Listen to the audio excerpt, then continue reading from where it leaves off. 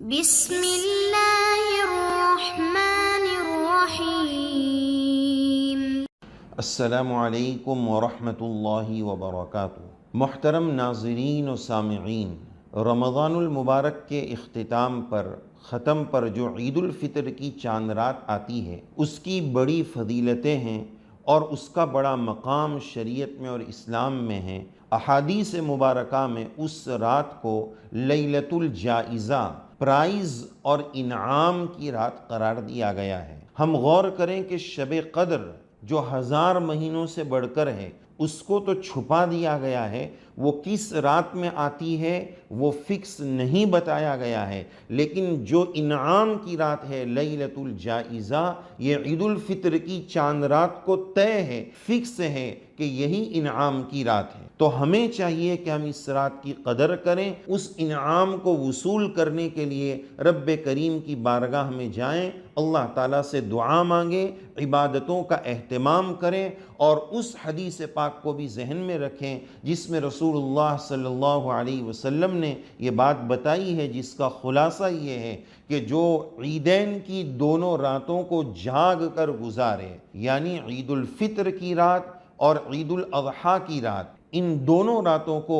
عبادت میں جاگ کر گزارے، اس کا دل اس دن نہیں مرے گا جس دن سب دل مر جائیں گے۔ تو کتنی بڑی فضیلت کی بات ہے، کتنی بڑی بشارت کی بات ہے، چند گھنٹوں کی قربانی ہے، لیکن آخرت میں کتنا بڑا اجر و ثواب اس پر ملنے والا ہے، ہم ذرا اس کا اندازہ لگائیں۔ لیکن ایک بہت بڑی تعداد امت مسلمہ کی اس رات کو ضائع کر دیتی ہے، خریداری میں، سامان کے لینے میں، گھر میں پکوان بنانے میں اور اس طرح کی دوسری چیزوں میں، سمجھتے ہیں کہ اب رمضان ختم ہو چکا ہے، آرام کا وقت آ چکا ہے۔ نہیں، ابھی تو مزدوری ختم ہوئی ہے، اب اس مزدوری کے لینے کا وقت آیا ہے۔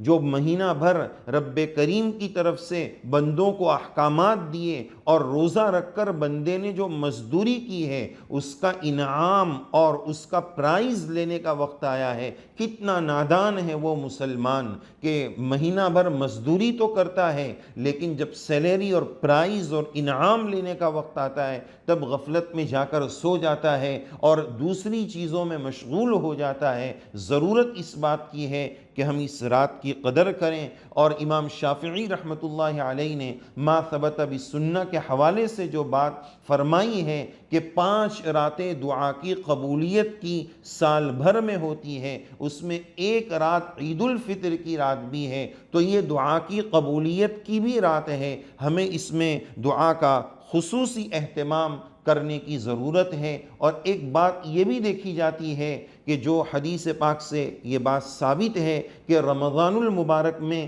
شیطان قید ہوتا ہے۔ اب ظاہر ہے کہ جہاں عید الفطر کا اور شوال کا چاند طلوع ہوتا ہے، ادھر وہ شیطان چھوٹ جاتا ہے، اور جیسے ہی شیطان چھوٹتا ہے ہمارے گناہوں کا کوٹا اور گناہ بھی ہمارے شروع ہو جاتے ہیں۔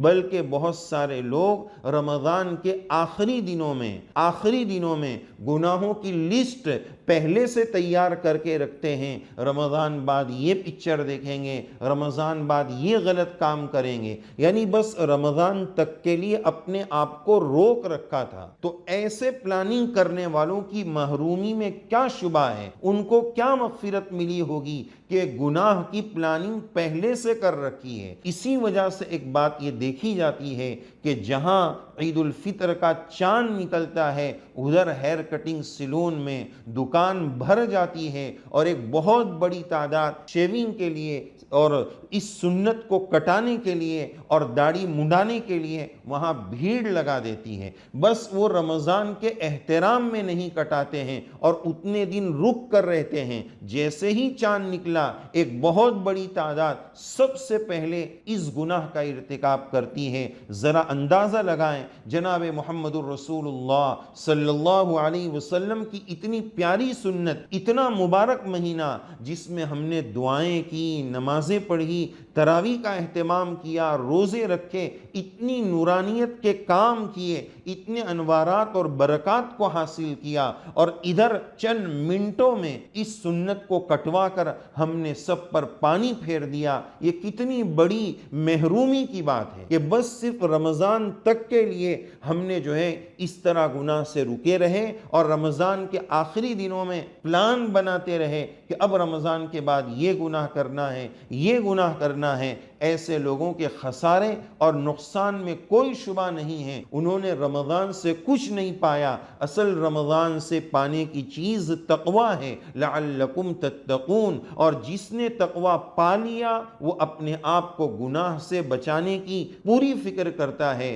تو پیغام یہ ہے، درخواست یہ ہے کہ ہم گناہ پر کنٹرول کرنے کی کوشش اور محنت کریں، رمضانی مسلمان نہ بنیں۔ جس اہتمام کے ساتھ ہم نے رمضان اعمال اور عبادت میں گزارا ہے، اب کوشش کریں کہ ہماری زندگی بھی اسی ڈگر پر آ جائے، اسی نہج پر آ جائے، اسی راستے پر آ جائے، شریعت اور سنت والی بن جائے۔ ہم اس بات کی کوشش کریں اور عید الفطر کی جو رات ہے یعنی چاند رات ہے، لیلۃ الجائزہ ہے، اس کو زیادہ سے زیادہ وصول کریں، انعام رب کریم سے لینے کی کوشش کریں۔ یہ بہت مبارک رات ہے، اس رات کی قدردانی کرنے کی ضرورت ہے۔ اللہ عز و جل سے دعا ہے اس گنہگار کو بھی توفیق عمل سے نوازے، ہم سب کو توفیق عمل سے نوازے، آمین یا رب العالمین۔ وآخر دعوانا ان الحمد للہ رب العالمین۔